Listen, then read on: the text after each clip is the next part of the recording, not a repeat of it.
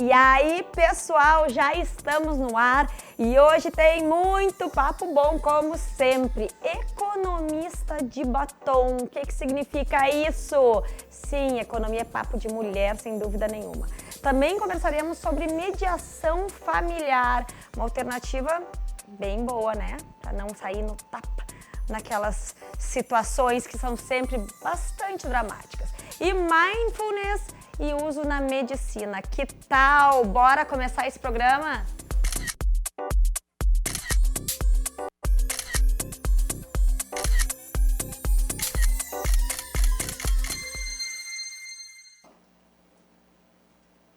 Atenção, fãs da Disney, os rumores eram reais. Ouçam essa. De acordo com a Variety, o live action de Aladdin vai ganhar uma continuação, sim. O sucesso foi tão grande nas bilheterias que a produção, inclusive, já vem sendo desenvolvida. Apesar de ainda não ter data de estreia marcada, vale lembrar que a Disney pretende lançar esse projeto nos cinemas e não em seu serviço de streaming. Bom, o outro tá rolando, começa assim: prepara que agora não vou cantar mais porque eu canto muito mal e a produção pediu para eu fazer todo um auê. Eu vou poupá-los disso aí, né? Bom, vem hit de carnaval pela frente. A cantora Anitta vem causando alvoroço em grande parte da internet por liberar vídeos curtos dos bastidores de sua mais nova parceria com o MC Lan e Major Lazer. Intitulada Rave de Favela, a faixa chega amanhã. Falando em carnaval, quero saber de vocês. Já elegeram a melhor música de carnaval? Então, me contem aqui nos comentários qual que vai ser o hit deste feriadão. Qual? Deixa aí nos comentários. Bom, vamos lá. Chega de carnaval por enquanto, que não começou. A economia tem que girar e para isso nós vamos conversar com a economista de batom, Janine Soares. Tudo bem? Tudo bem, boa tarde. Muito obrigada por dar essa oportunidade de falarmos sobre um assunto muito importante, né? E um assunto que ainda é bem dominado pelo mundo masculino, né, Janine? Bastante, né? Ainda são poucas as mulheres que se formam na área e ainda que continuam trabalhando nessa área também, né? Então, ainda Agora, é antes bem que o povo masculino. pergunte por que é economista de batom, ela tem um perfil no Instagram que é a economista de batom, onde tu traz todas essas informações sobre finanças pessoais, dá dicas, enfim, fala sobre o assunto de economia, mas com esse batom lindão aí na boca, que eu vi que tu veio com um batom bem, né, destacado. Com certeza, né? Às vezes o pessoal não sabe nem o meu nome, mas vem, né? Ah, vem a economista de batom. Ou se eu tô, né, com um batom já saindo, o pessoal, tá sem batom. Tá sem batom, a economista não tá com batom hoje. Janine, então, de onde surgiu a tua ideia de tratar desse assunto pelo Instagram? Certo. O Instagram, né, na verdade, o Instagram veio depois do blog, né? O blog veio primeiro, né, já faz alguns anos. E eu venho de um ramo já no mercado financeiro, né, de uma carreira no mercado financeiro, que, apesar de ser muito masculino ainda, né, temos já algumas representantes mulheres aí, né, mas daí eu resolvi falar sobre economia, finanças, né. Eu já tinha um blog, falava sobre maquiagem, né, que dá para ver que gosto de batom, né, mas eu resolvi mudar o foco dele para falar sobre um pouco de consumismo, de finanças pessoais, de consumo consciente, para dar esse foco, né, para a mulherada, né. E aí, hoje em dia, né, a gente trabalha bastante com as redes sociais, então falar disso no Instagram também. E, além de falar disso para as mulheres, acabo falando para as famílias também, né, que é muito importante agregar o povo em volta também quando a gente tem algum objetivo financeiro. Quais são as dúvidas que mais surgem dos teus seguidores? Dúvidas em relação a investimentos, né? Geralmente é o que mais causa alvoroço entre os seguidores, são dúvidas sobre investimentos, e o outro lado também sobre endividamento. Né? Então, é sempre uma ponta. O pessoal está muito ou outra. endividado ainda? Bastante. A gente tem um número... No Rio Grande do Sul, a gente tem aí um número, se não me engano, 65% das famílias no Rio Grande do Sul estão endividadas. Né? Então, o que significa endividamento, assim, para fins técnicos? Endividamento significa quando eu vou lá, passa o cartão, a pessoa antiga, né, ainda passa o cartão assim, hoje em dia é só botar o chip. Não, a gente só encosta, tem alguns que a gente só encosta. Isso, então antiga também. Mas, então, a gente tem essa questão. Vai lá, compra com cartão, parcela. Isso já é estar endividado. Por mais que esse endividamento, essa compra não tenha vencido ainda, né, então, o fato de só ter parcelado uma compra já é endividamento. Agora, inadimplência também tem uma taxa muito alta de famílias inadimplentes, que daí sim é uma compra parcelada, ou algum financiamento, ou alguma obrigação vencida, que daí são coisas diferentes. Bom, então tá. Então aí entra todas aquelas parcelinhas do cartão, assim, nos sites, principalmente da internet. Aquela coisa assim, né? Tá, não, só pra gente entender em que categoria nós estamos. Agora, investimentos, por outro lado, ainda realmente é um assunto que assusta muito. Eu vejo que as pessoas acham que tem que ter muito dinheiro para investir e para saber sobre isso. Não sei fazer sobre isso, vou botar na poupança.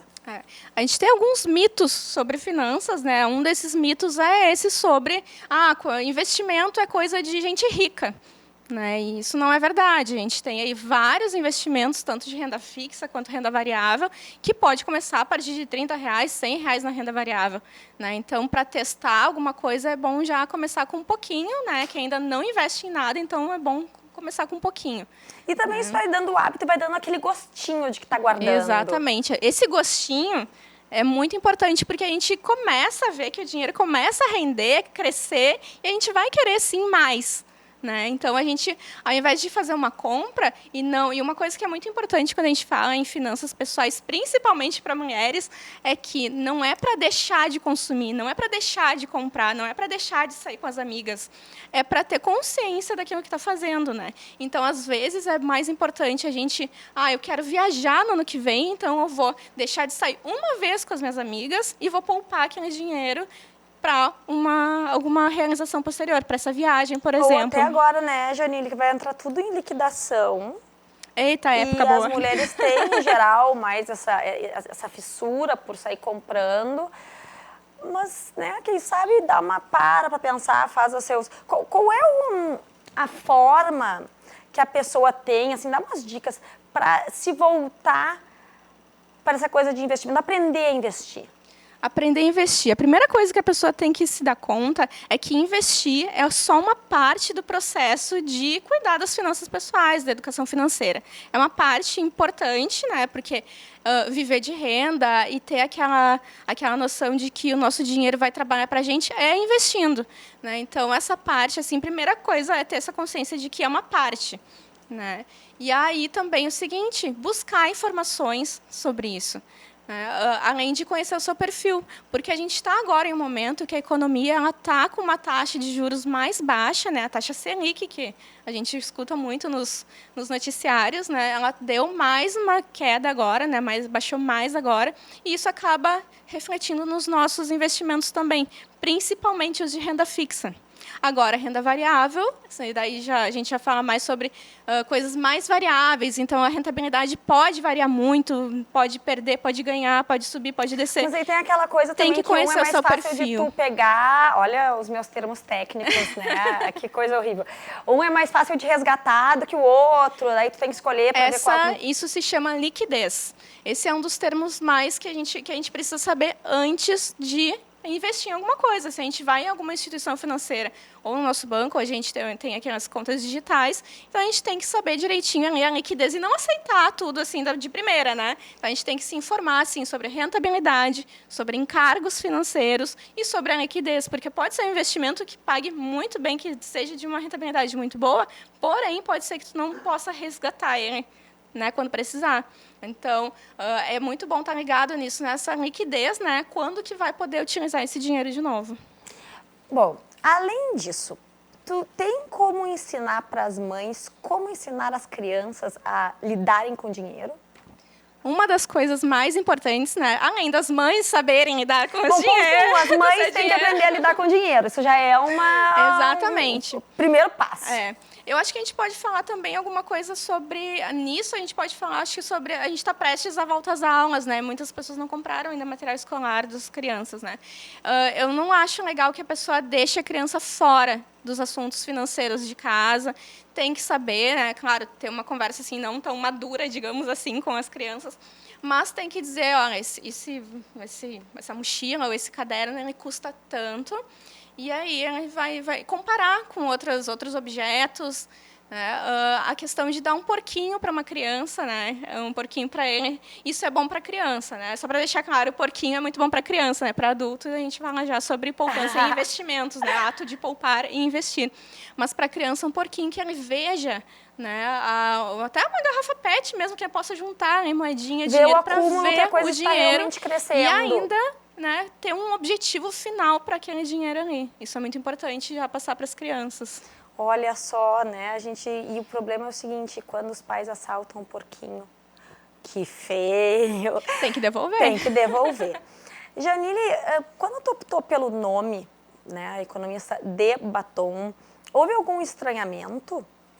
Sabe que eu achei que não fosse ser uma coisa muito aceita no meu meio profissional. Mas, felizmente, né, eu tive uma aceitação muito grande pelo Conselho Regional de Economia. Então, meu blog, hoje sou conselheira do Conselho Regional de Economia, e antes disso, eles me convidaram para cadastrar o meu blog no site do Conselho. Então, isso foi uma felicidade muito grande para mim. Olha só, que bacana! Então, aí, depois disso, que a gente desenvolveu um trabalho como coordenadora da área de educação financeira do Conselho Regional de Economia, e após, né, alguns anos, aí, agora sou conselheira do Corecon RS. Isso dá uma legitimidade muito grande também. Apesar de ter um nome que é mais fofinho, ele tem todo esse embasamento e um apoio para segurar todas essas dicas. E uma coisa que eu percebo muito nas palestras, ou onde vou, que rola essa identificação da mulherada, né, de falar sobre assunto. Porque tem que, eu acho que também desmistificar um pouco essa questão da economia. É algo que eu não entendo, então eu não vou falar sobre isso. E não só a economia em si, mas qualquer questão financeira, qualquer relação de dinheiro, né? A gente tem aí muitas mulheres vítimas de abuso, de violência dentro de casa, que acabam não conseguindo sair dessa situação justamente pela falta de conhecimento nessa área. Então, é muito importante que a gente possa tratar disso, trazer mais para perto da gente esse assunto, né? Não só no nosso meio, mas levar também para a nossa casa, para conversar com os amigos. E, infelizmente, eu digo, né, que a gente ainda não tem o hábito de chegar na mesa do bar e dizer, e aí, como é que foi o teu investimento hoje? Né? Quanto tu ganhou hoje? Né? Mas a gente tem que falar sobre isso. Ainda é um assunto tabu. Exatamente. É um assunto muito tabu, inclusive esse é um assunto de um projeto novo que eu estou participando, chamado Dinheiro Explícito, né, que sou eu mais 3 profissionais, né, 3 mulheres profissionais maravilhosas, cada uma da sua área, e aí a gente está falando, né, desse tema para trazer, para desmistificar também, né, além do trabalho que eu já faço, já realizo, para a gente poder falar sobre dinheiro aí sem tabu nenhum e deixar ele bem explícito mesmo. Bom, então já temos, inclusive, uma outra pauta aí com outras profissionais nos próximos dias. Janine, muito obrigada. Deixa mais uma vez o teu Instagram aqui para quem, de repente, quer mais dicas, já pode procurar. Isso aí, pode acessar lá, @aeconomistadebatom, para mais dicas para finanças, empreendedorismo e empoderamento, não só feminino, mas econômico e financeiro, que é muito importante. Para ficar rico! Aproveita o intervalo para conferir o Instagram da Economista de Batom e a gente volta daqui a pouquinho com mediação familiar.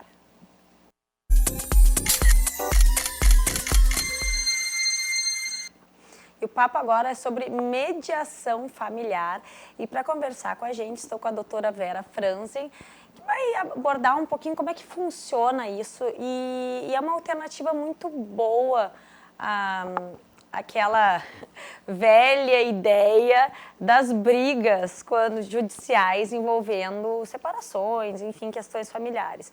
Inclusive um assunto muito atual por conta do filme História de um Casamento também, que tem se falado muito sobre essa questão da separação no judiciário, levada num processo. Então, doutora, antes de começar, vamos mandar um beijo para o nosso querido amigo, telespectador, seguidor, o Jorge, que está sempre acompanhando o nosso programa e torcendo pela gente, não é? Isso aí, isso é verdade. Muito bem. Então tá, vamos lá. Bom, Ali, muito obrigada pelo convite, estar aqui novamente, é muito prazeroso e profissionalmente muito gratificante também, porque é uma forma que a gente tem de poder divulgar um pouco, né, esta forma do direito humanizado que a gente pratica lá no escritório e espero que os profissionais da área também e as pessoas que necessitam deste atendimento na área jurídica, no direito de família, também possam contar com profissionais, né, que possam ter uma outra visão, né, destas situações envolvendo problemáticas familiares, de soluções afetivas, que é muito dolorosa. E a mediação judicial, e até mesmo extrajudicial, porque ela está prevista legalmente, tanto de uma forma quanto de outra, ela nada mais é do que um mecanismo extrajudicial, né, e de composição de litígios, né, de uma forma que as pessoas tenham a oportunidade, por meio de um mediador, né, capacitado tecnicamente, de resgatar, né, de restabelecer a comunicação entre essas pessoas que se encontram em litígio, né, normalmente já em fase de processo judicial em andamento, né, o próprio judiciário tem centros de mediação à disposição das partes. E, no âmbito privado, da mesma forma, nós, profissionais, também propomos às partes, né, a técnica da mediação, né, que é uma forma menos desgastante. As pessoas chegam muito desgastadas, né, e se utiliza muito a técnica do ganha-ganha. As pessoas, é importante que elas consigam se enxergar, restabelecendo essa comunicação, né, entre elas, a partir dos seus próprios problemas, das suas próprias fragilidades, né, que elas possam se enxergar numa posição de que a solução pode vir delas mesmas, né, que não precisa vir do Poder Judiciário, ainda que se necessite de uma homologação, quando envolve questões com filhos, envolvendo questões de guarda, mas, sobretudo, que elas possam dar um encaminhamento, uma solução adequada, né, para aquele problema vivenciado por elas, que é extremamente doloroso, desgastante, e também para que elas possam entender que um procedimento de mediação, quando ele é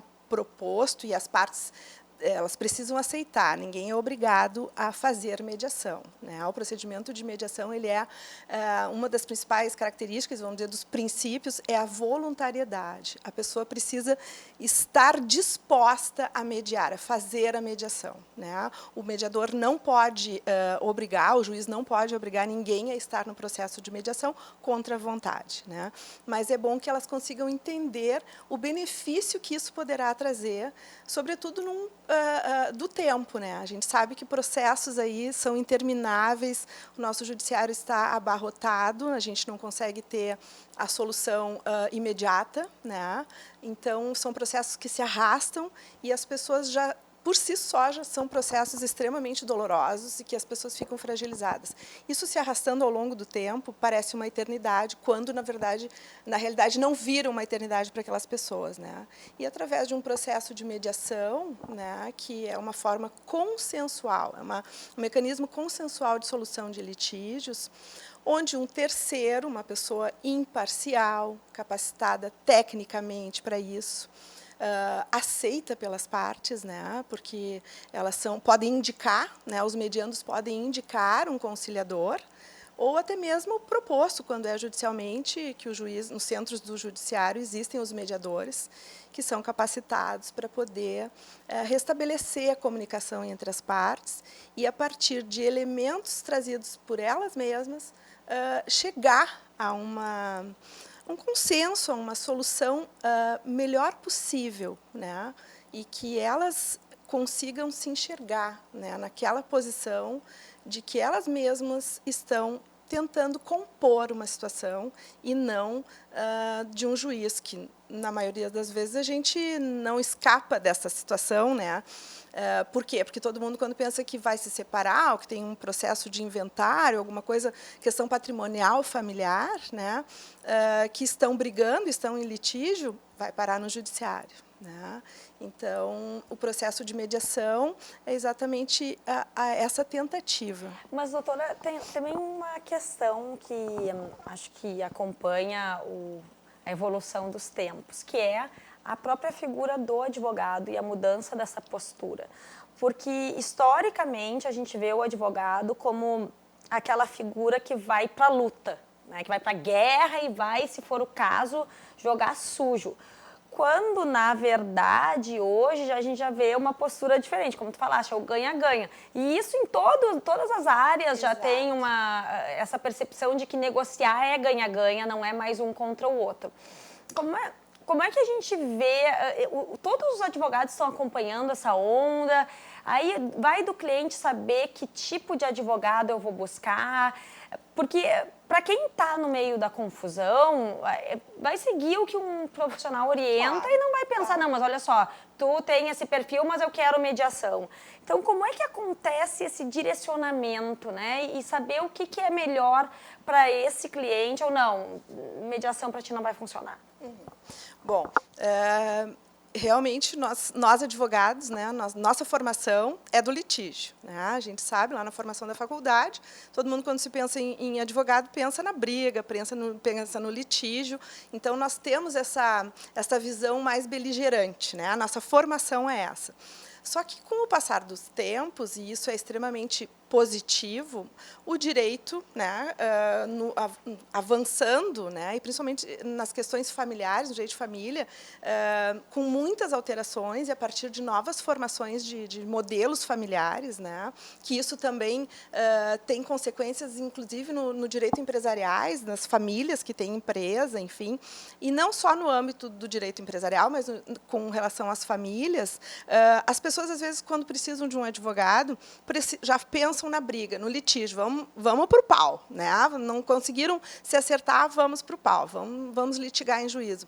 Só que os advogados, e eu fico muito contente porque essa nova geração assim, tem tido uma formação menos litigante, né? Até porque a própria legislação, com a instituição da lei de mediação, né? Todas essas medidas autocompositivas têm feito com que os novos profissionais, é certo que existe profissionais mais antigos, um pouco mais resistentes, né, mais tradicionais, né, que ainda preferem o processo. Os processualistas nem se falam, né? Mas é importante que as pessoas... Sim, até porque, né? Aí acaba com o processo. Não acaba. Aí é que tá. Então as pessoas precisam entender isso. Não acaba. Porque, seja como for, vai haver a necessidade de uma homologação judicial. Se não houver, quando não sejam aquelas situações envolvendo a necessidade de intervenção do Ministério Público ou homologação judicial, seja como for, um termo final de mediação, ele vai ser homologado. E, se ele for descumprido, ele vira um título executivo extrajudicial ou judicial. Ou seja, de alguma forma, o advogado vai estar presente. Né? Ele vai se fazer necessário. Então, isso não acaba, em hipótese alguma, não acaba com a figura do advogado. Mas, voltando à tua pergunta anterior, acho que é bem importante que as pessoas tenham essa consciência de que um processo não precisa ser só litigioso. Né? As pessoas podem contar com outros mecanismos e através de advogados, obviamente, né? E de outras equipes, profissionais de outras equipes multidisciplinares, né? Que ofereçam essa forma de composição dos litígios. Né? Como é que é a dinâmica no local? Porque numa audiência já é uma coisa onde o juiz fica numa situação mais afastada. Como é que flui na mediação? Existe todo um regramento, né, específico na legislação que prevê a mediação, que estabelece, né, todos os princípios e ritos desse procedimento, onde as partes são informadas da oralidade, da confidencialidade, ou seja, tudo que vier para dentro de uma sala de mediação, né, onde necessariamente estarão as partes envolvidas, né, é confidencial. Tem o princípio da oralidade, né? E é feito de uma forma muito simples, sem nenhuma formalidade, como tu mesmo disseste, de uma sala de audiência, onde o juiz já se estabelece, as partes não sabem que todos são iguais, mas já entram ali achando que o juiz está numa posição acima, né? Então, isso também já impõe um pouco de resistência, vamos dizer assim. E, numa mediação, normalmente é feito num ambiente mais tranquilo, né? Mais agradável, onde as pessoas ficam à vontade em poder falar, terão o tempo, cada uma poderá falar, né? E o mediador vai fazer esta mediação, exatamente essa mediação entre as partes. Mas é um ambiente tranquilo, sem formalidades, sigiloso, né? O que entra ali não pode sair dali, né? Onde as partes realmente precisam estar à vontade e querer estar ali, entender o espírito da mediação, de que, a partir dali, elas irão construir uma solução para aquilo que as levou a um litígio, enfim, né? E dar uma solução definitiva. E, doutora, considerando o número de mediações, só para a gente finalizar aqui o bloco, o saldo é positivo? Em termos de ajuste mesmo, realmente, olha, a gente saiu daqui da mediação resolvido. Em termos de números, né, eu não saberia te dizer agora os números do nosso judiciário gaúcho. Não, mas não precisa ser número exato. O que tu percebe? Sim, é positivo. É positivo, e eu sugiro que as pessoas invistam, né, que pesquisem, que procurem, que quando se depararem com uma situação dessas, né, de litígio familiar, seja ela qual for, envolvendo ruptura de vínculos afetivos, filhos, questões patrimoniais, né. Eu falo da minha área do direito de família porque é onde eu mais atuo, obviamente, mas a mediação não se limita ao campo do direito de família. Sim, tem né? É uma vasta área aí que pode ser aplicada à mediação. Então, eu sempre digo que as pessoas procurem se informar, né? Porque falou em processo, a primeira coisa que se vê é advogado e judiciário. Bom, existe uma outra possibilidade, mais atualizada, menos litigante, né? Menos beligerante, e que parte das próprias pessoas que estão ali, que é a mediação mesmo. Que é a mediação. Tentar compor os interesses e sempre pensando no ganha-ganha. Doutora, vamos ter que encerrar por aqui, apesar do papo estar muito bom, mas a gente vai continuar essas nossas conversas nas próximas vezes. Vamos para o intervalo, voltamos daqui a pouquinho. O papo vai ser sobre mindfulness e medicina. Não sai daí.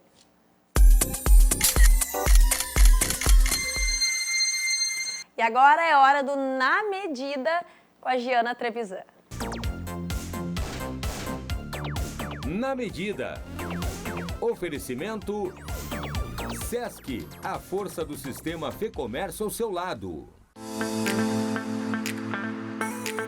Olá pessoal, tudo bem? Começando mais um quadro Na Medida aqui pela RDC TV. E hoje estamos aqui na loja Dona Brasiliana, que é a nossa parceira querida, sempre do quadro Na Medida. E hoje o nosso assunto é sobre promoções. Vamos falar um pouquinho de moda. Por isso eu convidei a querida Fabi Denis, ela que é consultora de imagem, para tirar todas as dúvidas sobre o assunto. Tudo bem, Fabi? Tudo bem, Jana. Prazer estar aqui. Fabi, qual seria o primeiro passo agora nesse mês, né, que tem tantas liquidações por aí para as pessoas que querem adquirir algumas peças? Pois então, na verdade, a gente racionalizar esse momento o mais possível, né? Porque é um momento que a gente é tomado pela emoção de ver uma peça mais barata, uma coisa que a gente queria. Então, fazer uma listinha do que a gente está realmente precisando, do que a gente tá faltando no nosso guarda-roupa, ajuda muito na tomada de decisão nesse momento. Tá, então essa listinha teria que dar uma pesquisada no armário, ver o que falta, na verdade, né? E não aquilo que tu já tem. Exatamente. Tu sabe que talvez tá precisando de uma calça jeans ou uma blusa diferente, tem uma festa aí. Então, tu vai focada em encontrar as peças que estão faltando. Tá. E a questão da durabilidade da peça? Como que a gente pode avaliar quando a gente chega na loja? Isso também é uma característica bem interessante da gente avaliar, porque além das peças com qualidade, outra característica legal são peças atemporais, né? Uma camisa branca, enfim, uma calça jeans, são peças que sempre a gente pode continuar usando em outras estações, em outros anos. E quando elas são combinadas com um tecido de alta qualidade, é com certeza uma compra certa, vale a pena. Então, na verdade, seria bom optar pelo básico, tu diria? Peças atemporais e peças básicas, com certeza, são sempre uma grande pedida. Agora, se tu é uma pessoa, né, um pouco mais fashion, tu quer também aproveitar as liquidações para trazer alguma informação de moda para o teu guarda-roupa, claro, pode, mas sempre pensa, dá uma selecionada quais são as informações de moda que vão continuar em alta. Por exemplo, agora dando o exemplo dessa estação, a gente viu no verão muita manga bufante, né? Muita camisa de manga bufante, e elas continuam em alta para o inverno. Então, com certeza seria uma tendência que é legal de investir na promoção, na liquidação e aproveitar na próxima estação. Então, na verdade, tem que ficar de olho também naquilo que é moda, mas que vai se usar depois, né? Exato. Não aquilo que é um modismo e depois tu compra e fica no armário. Exatamente, é porque se tu pegar uma moda que é muito do verão, e que provavelmente não vai perdurar para o próximo verão, tu vai comprar, eventualmente tu vai usar 1 ou 2 dias agora no final do verão, que tá mais quente, vai ficar no teu guarda-roupa e vai ter sido uma economia não econômica. Fabi, a gente tem aquele costume, né? Acho que todo mundo é assim. Chega nos shoppings, nas lojas, e aí vai avaliar os valores. Eu vou comprar aquela peça, muitas vezes ela não serve na pessoa, mas aí tu vai dar um ajustezinho. Tu acha que vale a pena investir nesse tipo de peça? Não, e isso também é um baita de um ponto pra gente prestar atenção, é comprar o tamanho certo. Parece óbvio, mas quando a gente é tomado pelaquela emoção do momento, a peça tá com um valor super competitivo, a gente tenta caber numa peça um pouco mais apertada, leva uma peça que tá sobrando dizendo que vai ajustar. Mas, assim, a maioria dos ajustes, enfim, não ficam tão legais. Às vezes a gente nem leva para fazer o ajuste e ficam lá no guarda-roupa sobrando. Então, foca no teu tamanho e não deixa as emoções te levarem. E outra que aí deixa de ser uma promoção, né? Porque tu vai ter que levar para ajustar ainda. Exatamente. O gasto vai ser bem maior, né? Exatamente. Fabi, e a questão de cores? Como investir nas cores certas durante uma liquidação? Bom, as cores básicas e neutras são sempre, né, acertadas. E falando também de cor mais modal, a gente traz a mesma informação da tendência de moda. São cores que tu sabe que vão perdurar para a próxima estação, ou cores que sempre estão aí, né? Tu pega, sei lá, um vermelho, uma cor clássica, ela tá sempre, apesar de vibrante, ela tá sempre voltando. E trazendo também informação de inverno, de verdes e azuis vão estar super em alta. Então, se tu está namorando uma roupa na liquidação dessas cores, também é uma boa pedida, um bom investimento. Tá, em relação a tecidos, tu acredita que seja melhor investir em peças com estampas ou lisas? Lisas, com certeza tu acaba tendo uma facilidade de misturar com as peças que tu já tem no teu guarda-roupa muito maior. Então, se tu quer comprar alguma coisa estampada, porque o preço está muito atrativo, enfim, tu tá namorando aquela peça, pensa no que tu tem em casa, né? Pensa, eu vou ter peças para compor com essa estampa. Estampa sempre é um pouco mais arriscada. Então, tu fazendo esse raciocínio prévio, pode ser que seja uma boa pedida. Agora, os lisos sempre cabem no nosso guarda-roupa, né? Porque eles combinam com as peças lisas, com as estampas que a gente tem. Então, são sempre mais fáceis de dar certo. Que dicas tu diria para as pessoas que estão nos assistindo, assim, de alguns looks que tem que comprar? Que são infalíveis, assim, que tem que ter no guarda-roupa? No guarda-roupa. Com certeza, agora pensando em tendências de inverno, uma boa camisa de manga bufante, uma blusa de manga bufante sempre traz bastante informação de moda pro teu look. Com certeza, um bom blazer branco, um bom blazer preto, uma boa calça jeans, são com certeza compras excelentes. Tá, e pra quem tá na praia, Fábio? Porque até final de fevereiro ainda tem toda essa função da praia. Lá também tem liquidações, né? Sim, exatamente. E a gente vê que tá movimentado. O que tu diria? O pessoal também tem que ficar de olho, tem que cuidar pra não comprar demais. Ainda mais que tu tá lá naquele clima muito praiano, né? Então o foco nesse caso é comprar peças versáteis. Peças que tu vai usar nos últimos dias de praia, vão ser bem legais, mas que tu vai poder trazer pro tua vida da cidade e elas continuarem tendo uso. Um bom exemplo, por exemplo, compra um maiô super legal, super estiloso, tu vai poder colocar short jeans, uma rasteirinha na beira da praia, mas também agora, né, os bodies estão super em alta, então tu pode... Inclusive a gente vai mostrar depois, né, que na Dona Brasiliana é o forte, são os maiôs. Exatamente, são muito legais. E daí coloca o body com uma calça linda, dá pra balada durante a semana, enfim, coloca com um blazer pra uma reunião mais despojada, tem muita versatilidade. Muito obrigada, Fábio, pelas dicas. Acredito que o pessoal tenha adorado. Eu que agradeço, Gia. Até a próxima. Até a próxima. E o Na Medida fica por aqui e voltamos em breve dentro do Virou Moda. Não perca todas as terças e quintas com mais novidades no Na Medida. Até lá!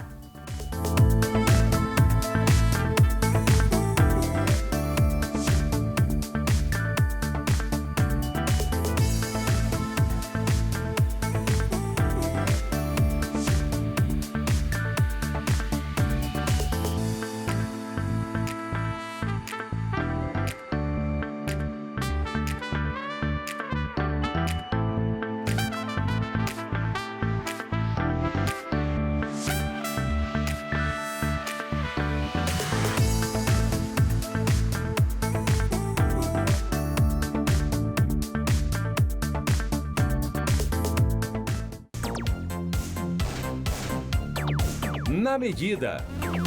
Oferecimento Sesc, a força do sistema Fê Comércio ao seu lado.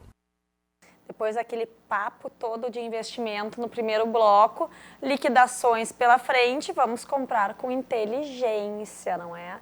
Vamos pro break e voltamos daqui a pouquinho.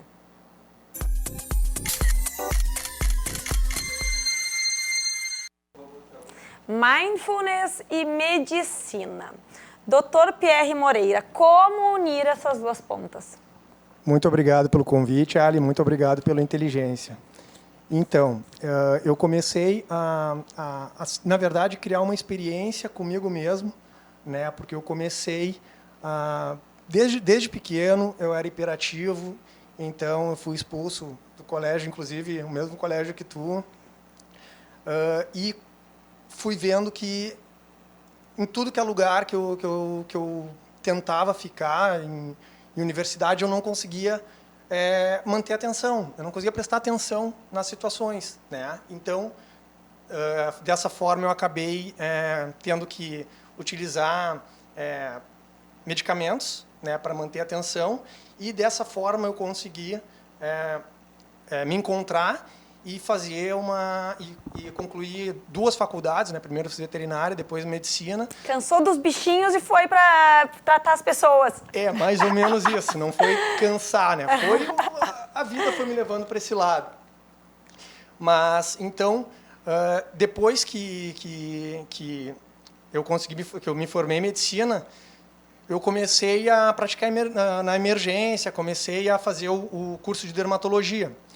E, tanto na emergência como no curso de dermatologia, eu percebi que a maioria das doenças eram de origem mental, né? Eram pessoas que estavam achando que estavam infartando e estavam com dores por tensão, né? por muito estresse, ou pessoas que estavam hipertensa por tensão, por dor muscular, por bruxismo. Tem muita pessoa que tem bruxismo que acha que está tendo um AVC. Isso é muito comum. É impressionante o que é de comum as pessoas associarem que a pessoa tem sinusite ou AVC com bruxismo. E eu fui vendo também, na dermatologia, que muitas das doenças dermatológicas são de origem mental, psoríase, pênfigo, lúpus, né, que algumas delas são doenças autoimunes e tem um grande componente mental envolvido nisso. Dessa forma, eu comecei também, nesse meio tempo, enquanto eu tomava essa medicação para atenção, para estudar inclusive para dermato, eu comecei a ficar hipertenso, eu comecei a ficar com cortisol elevado, também pela emergência, tudo junto, né? E eu comecei a ver que eu comecei a me sentir mal. E, por causa disso, eu procurei alguma estratégia, né? alguma atividade que pudesse me trazer um pouco de paz. Dessa forma, eu procurei o yoga. Só que o yoga, ele me trazia muita limitação de horário, né, porque tinha que estar dentro de um estúdio, tinha que estar dentro de um ambiente, e o meu yoga era meio radical. Se tivesse iniciado, tu não podia entrar. E a localização dele era horrível, então eu não conseguia ir. Então, toda vez que eu ia lá, era muito difícil. E eu comecei a me frustrar com essa situação. Foi nesse instante que minha mãe, né, que é psiquiatra, ela me orientou a respeito do mindfulness. E eu... mindfulness, o que é isso, né? Eu sou médico, isso é uma bobagem. O médico, ele tem muito ceticismo para tudo que é coisa nova e que não tenha sido ensinado na faculdade, né? Então, eu tinha o mesmo ceticismo. Eu peguei o livro do Mindfulness e comecei a ler. Sim, comecei a ler, um livrinho qualquer.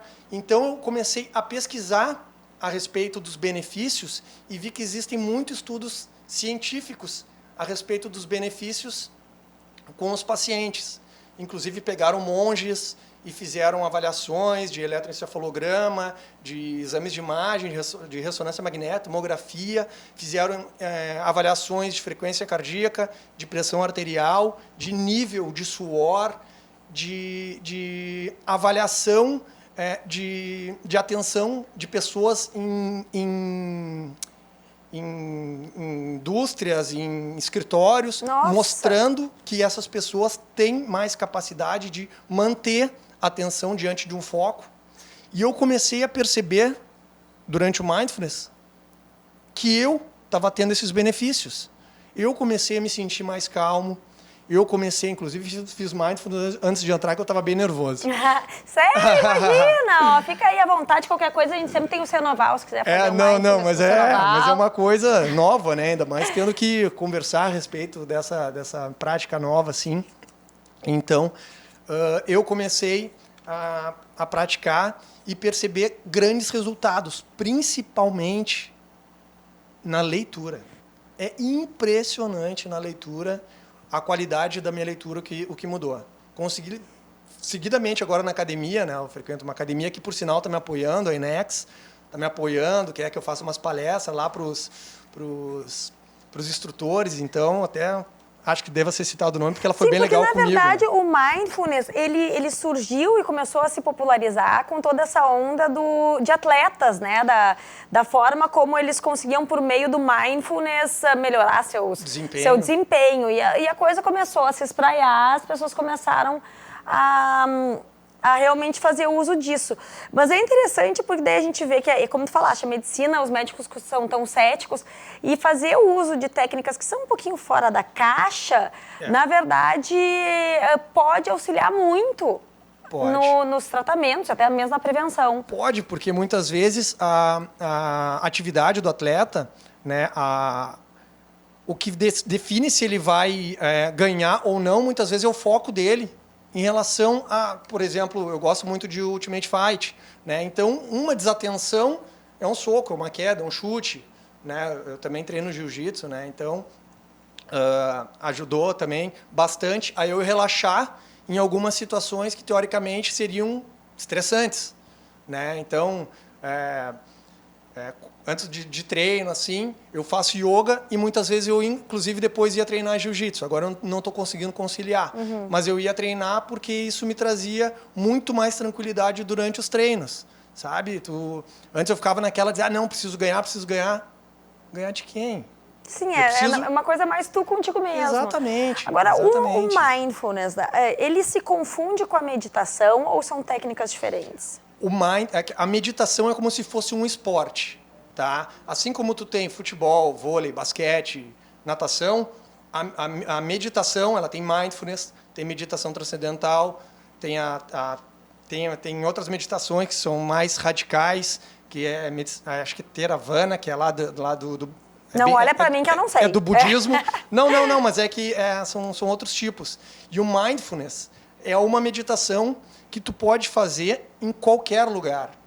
Entendeu? O que é o mindfulness? O mindfulness nada mais é do que tu ter noção, né, que tu está nesse momento, consciência do momento presente, sem julgar a experiência que desenrola.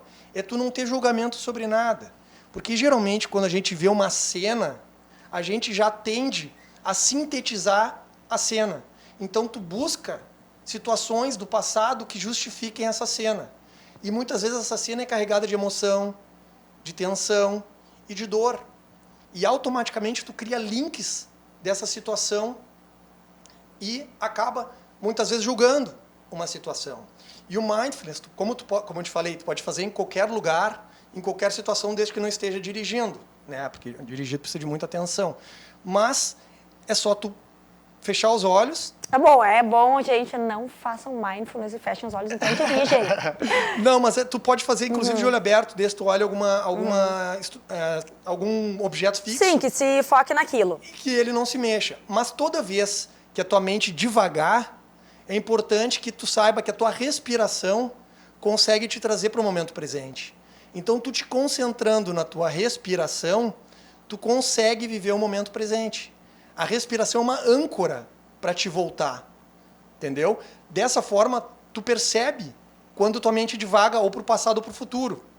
Que geralmente tu começa a divagar por pensamentos. Tem que ir para lá, tem que fazer não sei o quê, tem que ir no banco, tem que isso.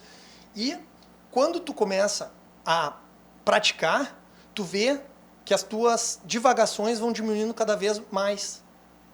E tu vai aumentando esse intervalo sem a mente ficar viajando, sem ter tantos devaneios.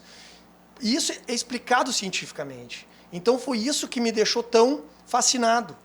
Porque eu não sabia, eu não conseguia. Todo mundo falava, não, meditação é só tu deixar de não pensar em nada. Não existe isso. Por que acontece isso? Existe uma um modo de pensar na nossa mente chamado modo default, que é o modo padrão. A mente não para, é a mente tagarela, é a mente do macaco, que os orientais chamam os ocidentais. E é comprovado que a gente consegue desligar ou inibir essa mente tagarela quando a gente se concentra ou na respiração, ou no mantra, ou na mentalização, que daí tu pode imaginar, fechar os olhos, imaginar uma chama de vela, ou uma lua, né? Ou no escaneamento corporal, que é tu pegar e ficar pensando nos teus dedos, pensando em detalhes. Olha que loucura, porque na verdade isso são tudo recursos que se usa numa meditação e às vezes a gente nem sabe por quê. Exato. Eu consigo explicar tudo isso. Isso foi o que fez eu querer fazer o Mindfulness. Porque eu comecei a ter todas as respostas científicas que eu precisava para começar a fazer. Então, toda vez que tu faz um escaneamento corporal, que tu acha que, sei lá, tô só fazendo, tô vendo meu corpo, tu vai criando percepções a respeito de áreas do teu corpo que tu não sabia que elas estão doentes ou estavam doentes através de formigamento, através de uma dor, de um desconforto, sabe? De uma queimação. E tu, quando tu concentra em cada parte do teu corpo que tu vai escaneando, tu consegue criar uma consciência corporal. Que era o que eu estava falando para a colega nos bastidores. O nosso corpo, tá? Ele funciona a nossa mente funciona da seguinte forma. Se tu trabalhar, por exemplo, o dia inteiro aqui e tu não tiver uma postura adequada, ficar cansada... A gente já vai se... Né? Exatamente. Começa a ficar muito cansada, começa a ficar fechada, o teu cérebro, a tua mente, ela entende que tu tem algum motivo para estar assim. Então, se tu passar pro teu cérebro um motivo que tu tá tenso e tu tá e que pro teu corpo tu tá triste, tu vai buscar links de situações que te deixaram triste para justificar a tua postura. Então, se tu ficar muito tempo cansada, tu vai ficar triste e tu não vai entender por quê. Então, daí vem aquela coisa toda também da linguagem corporal, né? Da pose da Mulher Maravilha, que dizem de tu buscar, tu te posta dessa forma e vem e tu passa a ficar assim. Perfeito. A tua mente, ela vai interpretar o teu corpo dessa forma. No momento que tu conseguir passar uma imagem boa para tua mente... Assim. Exato, mas isso aí vai te dar um benefício muito grande, tu vai ver. Né? Por isso que quanto mais confortável... Então, todas essas comprovações científicas me fizeram a ter um fascínio pelo Mindfulness. Porque a nossa mente ela foi programada para sobreviver. Né? O nosso cérebro reptiliano, que é o mais primitivo, ele é luta ou fuga. Ele serve para te fugir ou correr, como ele fala. Então, a gente tem esses estímulos de luta ou fuga todos os dias, através da violência urbana, através do desemprego, através de tudo que toda a experiência que está acontecendo com a gente. Entretanto, o nosso cérebro, ele não sabe que em pleno 2020 teria uma televisão para te se comunicar, teria um carro. Ele acredita ainda que tu está buscando o teu alimento nas árvores, está buscando o teu peixe no rio, está fugindo do predador, está brigando com o tribo rival, entendeu? Ele não tem aquele momento de calma. Tu não passa nunca segurança, conforto, relaxamento para ele. E a técnica de respiração, ela é uma técnica que tu faz com que tu pressione um nervo, chamado nervo vago, que vai diminuir a tua frequência cardíaca e diminuir a tua pressão arterial. Então, automaticamente, vai te dar uma tonturinha e uma sensação de relaxamento. Na verdade, então, é a única forma física de relaxar. Perfeito. É isto. Assim, por meio do Ou mindfulness. medicamentosa.